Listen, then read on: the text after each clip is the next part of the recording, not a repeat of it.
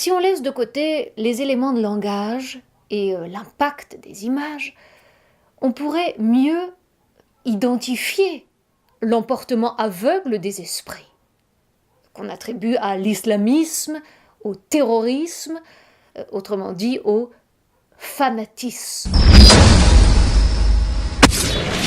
Le fanatisme n'est que l'arbre qui cache la forêt. C'est l'effet produit par une triple cause, l'analphabétisme,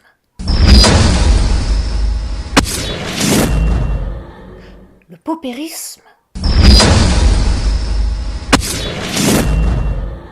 et le despotisme.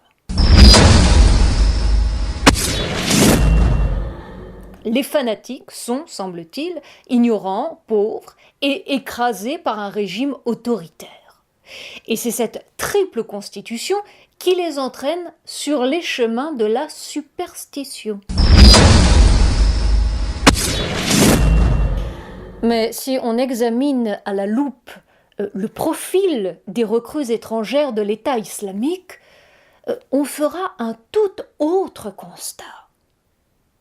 Les apprentis sorciers qui se rendent en Syrie ne sont en fait ni ignorants, ni miséreux, ni malmenés par une main de fer autoritaire.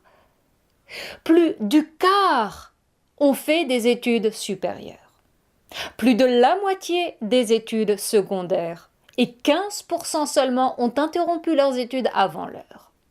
Et quant aux analphabètes, le chiffre est éloquent, 1,6%, dérisoire.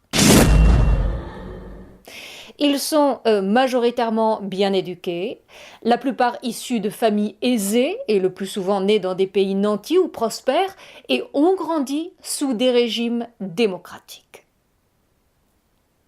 Il paraît que parmi tous ces aspirants au radicalisme pur et dur, ceux qui sont candidats pour les opérations suicidaires sont ceux qui ont le plus haut niveau d'instruction. Qu'est-ce qui peut expliquer alors ces paradoxes vivants? C'est tout simplement l'exclusion. Sociale ou politique. Mais autant dire que le niveau de vie ou d'instruction n'atténue nullement les effets dévastateurs de l'exclusion. Avant de se jeter dans la gueule du loup, les exclus ont vécu comme des reclus, des damnés que le système a d'avance condamnés, marginalisés ou dépréciés. Donc, comme si ces rejetés prenaient un peu leur revanche sur le monde qui les rejette. Et que ce soit en Tunisie, au Maroc ou en France, le problème est le même et revient au même. Ils vont chercher leur voie ailleurs, une voie de salut, avec un tout autre enfer, un tout autre paradis, sans vice ni injustice, mais en fonction de leur état de service. Et c'est ce combat qui va redonner sens à leur existence ici-bas. Ils font une espèce de pari sur le très haut. S'ils perdent, ils n'ont rien perdu. Mais s'ils gagnent, ils ont tout gagné.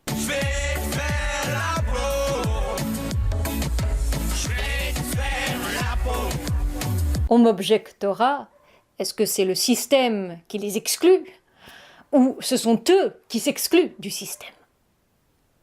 À l'image des théocrates qui refusent de jouer le jeu des démocrates. Cela revient au même. Parce que le système ne garde que les éléments compatibles avec le système et bazarde tous les autres.